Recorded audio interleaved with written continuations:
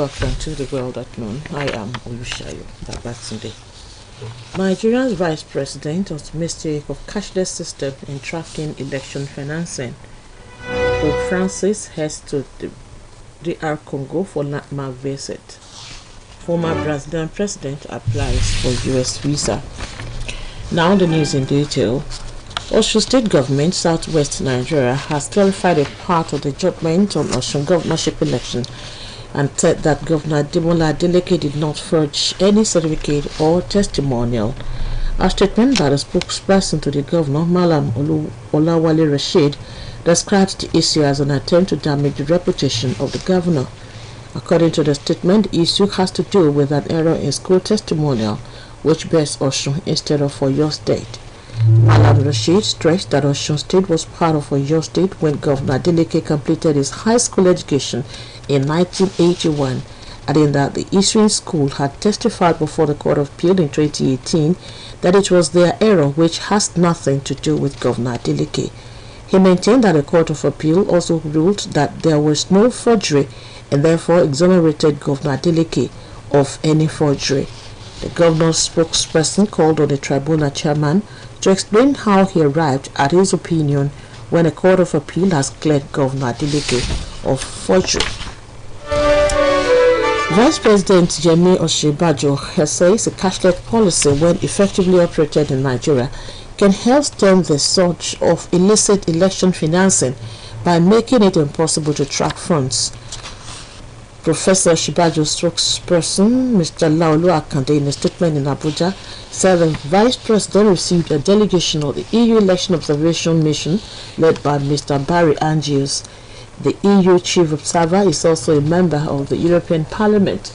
Professor Shibajo acknowledged the serious difficulty in controlling election financing because of cash transactions. According to him, there are still infrastructure issues required to be in place to ensure an efficient cashless system in Nigeria. South African President Mr. Cyril Ramaphosa has said that the governing ANC party had recommended that a national state of disaster be declared to ensure sufficient resources were allotted to alleviate the problem. This would be similar to the state of disaster declared in 2020 to manage the effects of the COVID-19 pandemic. He said this in his closing remarks at an ANC strategy meeting.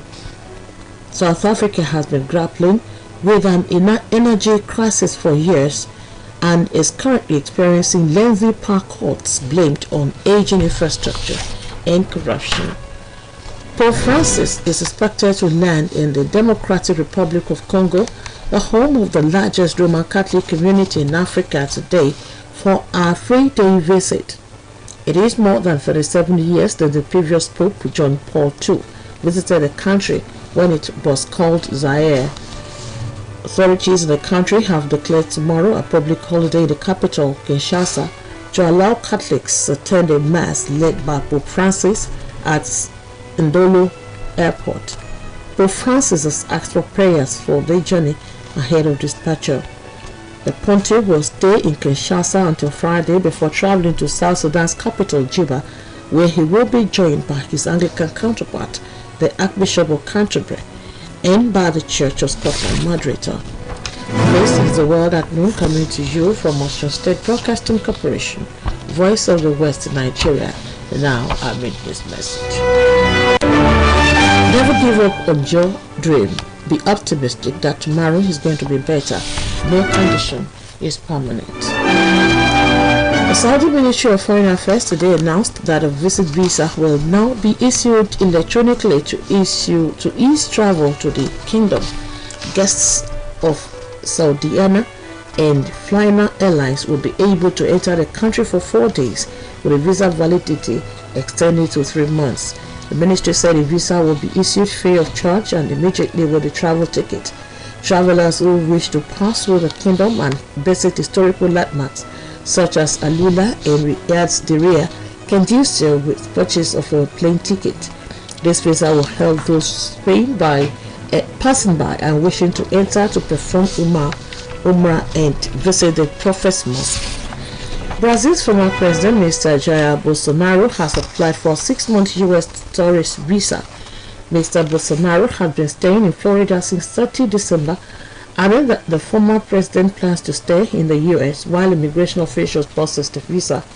He is under investigation in Brazil after rioters stormed key government building early this month.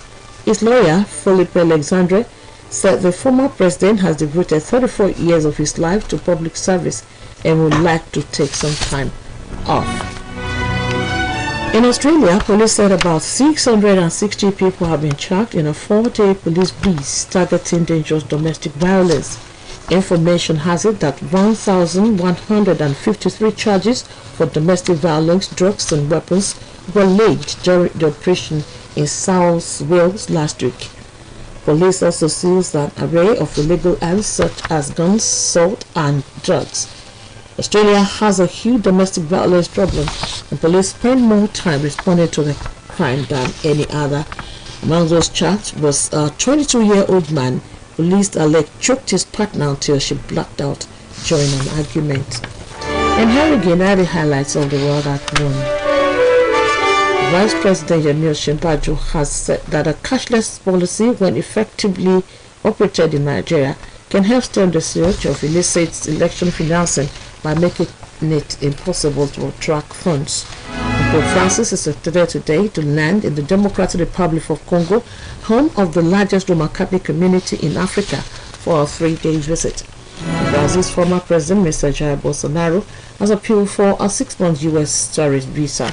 And that was the world at noon, edited by Olushola Egedofo and delivered by Olushayo Babatunde. News story by Bemisola Abeni, a core member serving in the News and Current Affairs Department of OSBC, focuses on the threats of child abuse to the global community. It calls on stakeholders in the fight against abuse of teenagers to work stronger in their campaign to end the menace. It will be the 32 years in March this year when the then military head of state, General Ibrahim Badamasi Babangida, assented the international protocols which accentuated the rights of child after the 44th sections of the United Nations General Assembly gave effect to the International Convention on the 20th November 1989. As an international convention, it ascribes some rights to every child irrespective of political descent of the parents of such child. The National Convention of the Rights of Child that was adopted in Geneva by its Article 8 makes it mandatory for authorities of all the member states to respect the rights of the child in relation to the preservation of nationality, name and family relations as recognized by law without unlawful interference. The second leg of the article also makes it mandatory for the state party to provide appropriate assistance and protection for speedily establishment of such identities where a child has been illegally deprived. The Article 9 of the Child Rights Convention that has been domesticated in the country makes several other provisions for the rights of a child as a right not to be separated from their parents except as provided by their respective local authorities. The United Nations Convention of the Rights of Child prohibits any form of maltreatment and abuse of a child with penalties including the jail terms. The child rights became a global issue in view of the somber and gloomy picture of the global community as a result of the threat of cases of moral laxity endeavored across the globe as a result of gross child abuse. Most child abuse occurs within the family or from the parents when they deny their children of their educational rights. Educational neglect involves the failure of a parent to enroll a child of mandatory school age in school or to provide appropriate homeschooling or needed special education training. It should be noted that educational neglect can sometimes be classified as a form of child abuse when the law relating to underage. It is generally agreed that children are the future generation, the leader of tomorrow and potential flag bearers of any nation. But it has come to a situation whereby most parents deny their children of education by putting them on the street to hawk or for menial jobs without proper supervision, but just to meet their daily needs. Children that make to engage in laborious activities face several challenges and they have become subjects of sexual abuse, untimely deaths by hit and run drivers. Research shows that some children that are exposed to hardships in their early lives could have long-term effects of other forms of child abuse, including physical, social, emotional, and academic issues.